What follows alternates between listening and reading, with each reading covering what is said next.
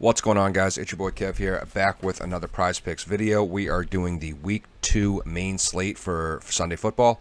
Really excited, guys. If you are new to the channel or new to Prizepicks, Prizepicks is a daily fantasy sports betting platform where instead of picking players, you pick the overs and unders on the point projections of players. So let's look at an example here. For Jimmy G, you can pick either over 17 or under 17, depending on how you think he's going to do.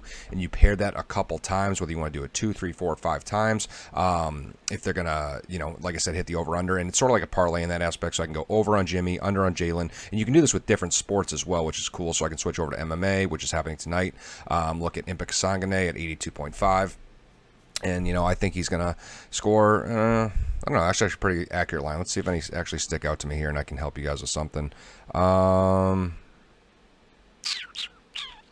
Damn, these lines are pretty good. I think that's low for Ion as a favorite. If he wins, he's going to score over 85.5, so I think that's pretty low. But if I want to go, to MMA, I can do that. Take a pick there over on Ion, like I just said, and then hop over Jalen Hurts over 22. So that's pretty cool. Obviously, the more risk, the more reward. But yeah, it's a lot of fun, guys. And if you do sign up, please use code DGF. We're running a promo right now where you get a 100% deposit bonus match up to $100. So you put $100 in, you get $100 worth of credit, which is absolutely insane. Just use code DGF again. But guys, let's get right into this video. So I'm going to try to piss through this. I like to give you guys, because there's so many games, I like to give you guys just one or two players from each game that I like or stand out. I'm going to try not to force anything if I don't like any players from that game. But yeah, let's get right into it. So first, I almost said first fight. First game, we have San Fran versus Philly. The one that stands out to me here is Miles Sanders at 13.5. He looked awesome as a runner and a pass catcher in that first game against the Falcons. He had about 18 fantasy points without a touchdown, which is a great I don't want to say a floor, but it's a great, score without a touchdown that he's not touchdown dependent to get that high.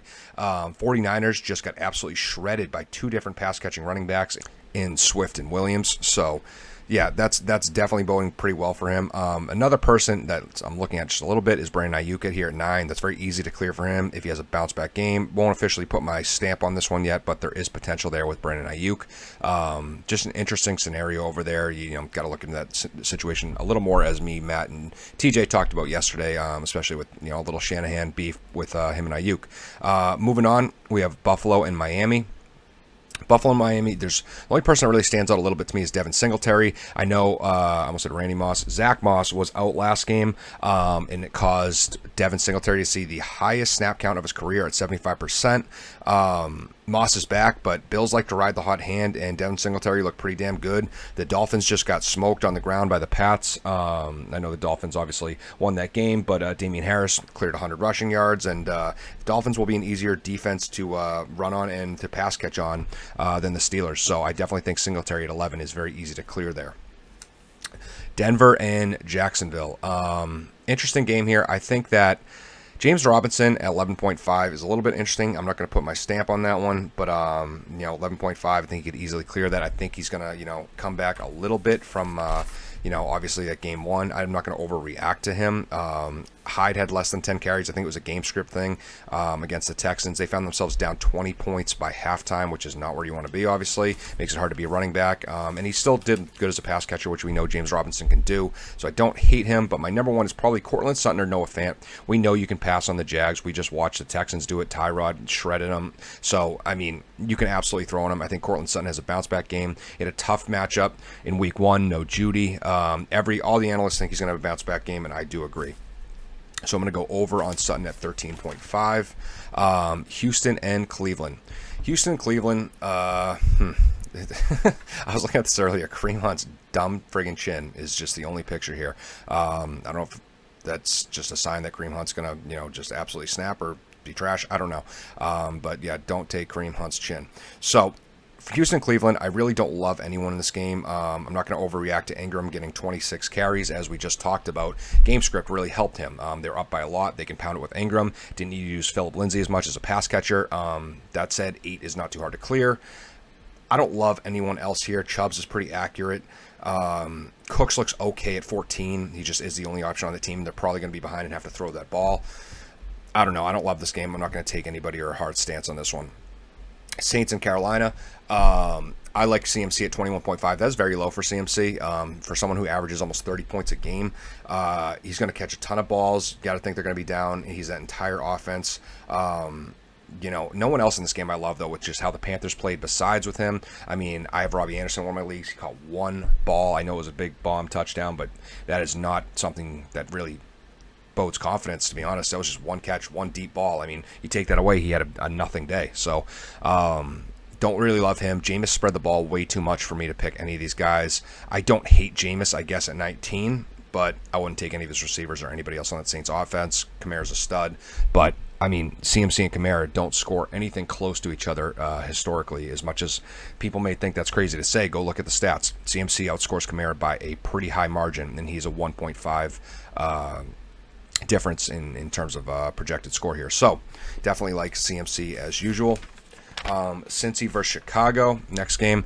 I like David Montgomery at 16 right here. I like the over here.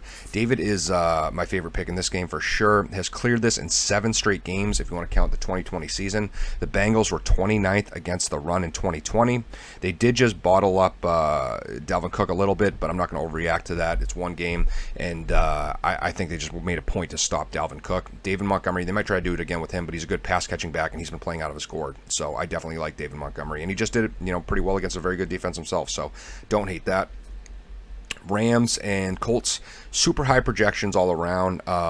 Don't really love this game. I'm not going to touch any of these guys for, it's one of those ones, there's a lot of games. Usually, I don't want to say usually, but a lot of the times, if it's bad for DFS, it's good for Prizepicks and vice versa. And I think this is one of those scenarios. There's a lot of good players here. I don't hate Darrell Henderson for DFS, Kupp, Jonathan Taylor. But Cooper Kupp at 17, I might actually go the under on him. I don't think that's a dumb play at all. I like Cooper Kupp. But at 17, he's being put in the category of like a Justin Jefferson, Keenan Allen, Calvin Ridley. And he's just not one of those guys. I mean, he only cleared 17 points in 4 of his last 15 games, or his 15 games last year. He played 15 games in 2020 and he only cleared in 4 of those. And I get this is a rejuvenated offense, but still. That's crazy to me. 17 is very high for someone of Cooper Kupp's, I don't want to say caliber because he's a good PPR guy, good slot guy, but I just think 17 is too high for him. So if I had to make an under or a hard stance here, I'd probably go under on Cooper Kupp. Najee Harris on the next game of the Raiders and the Steelers. I'm going to go under for Najee Harris at 17.5. I think I'm going to put it simply. That's just way too high for a rookie coming off a very lackluster debut. And I get Bills are a tough defense. The Raiders just got shredded by on the ground. I think they allowed the most rushing yards in week 1. That said, Lamar Jackson did a lot of that work. Not necessarily the running backs of the Ravens. So I definitely think Najee Harris is going to have a better game here. I'm not saying he can't pop. I'm not saying he can't do a lot, more efficient than he obviously had week 1. But going from a 6-point game to a 17.5 projection, I mean, we're looking at someone who, he's being expected to outscore Jonathan Taylor, who is much more proven. I'm not saying Najee Harris doesn't have the skill, and I know I might get some hate for that, but I think that's a big jump to 17.5 for a rookie running back who we really just saw have a struggle game in his first outing of, I think, 2.8 yards a carry. So not a huge fan of that. Moving on, we got the Jets versus the Pats. The Jets versus my Pats it's going to be a game I'm going to absolutely avoid. From a DFS perspective, I don't think there's a lot of juice in this game.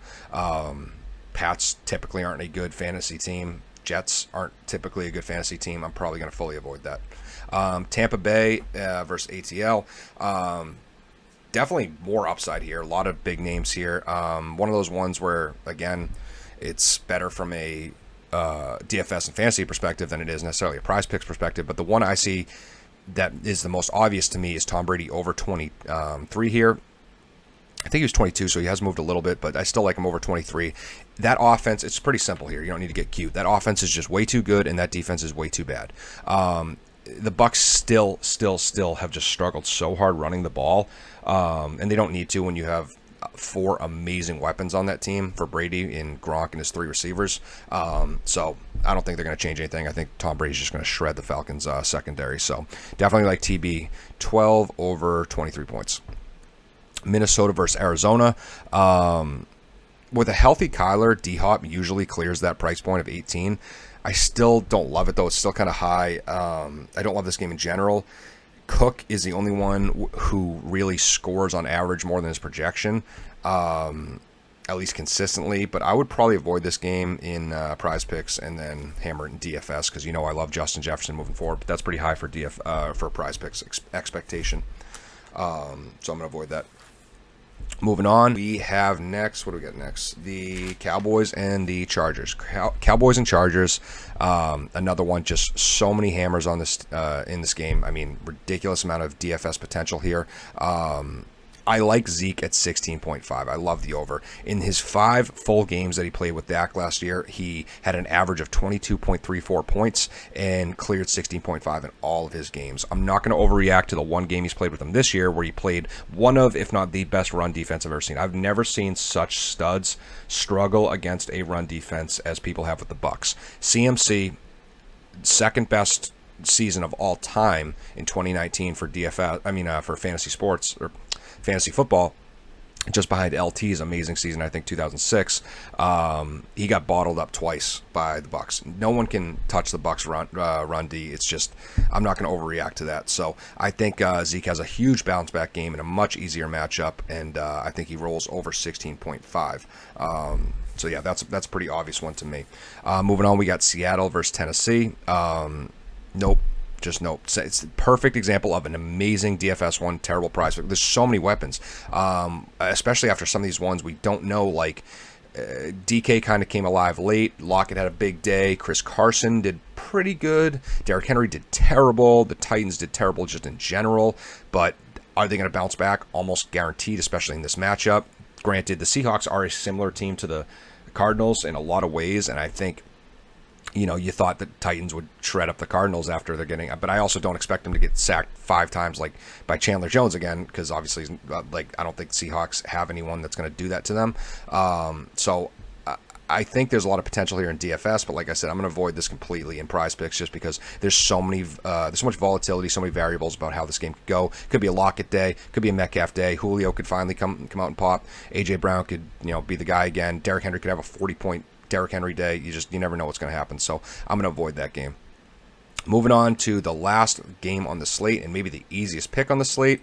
Travis Kelce over 19. Every single time we'll take him over 19. We take him over 20 every time. And so 19, he's obviously going to make it. We have done this in Prizepicks and DFS probably 7 or 8. It's got to be like 7 or 8 slates in a row of Travis Kelce of over 20. And in 8 of his last 9 regular season games, he's cleared 20 points. He's broken. He's just the most consistent player in fantasy football.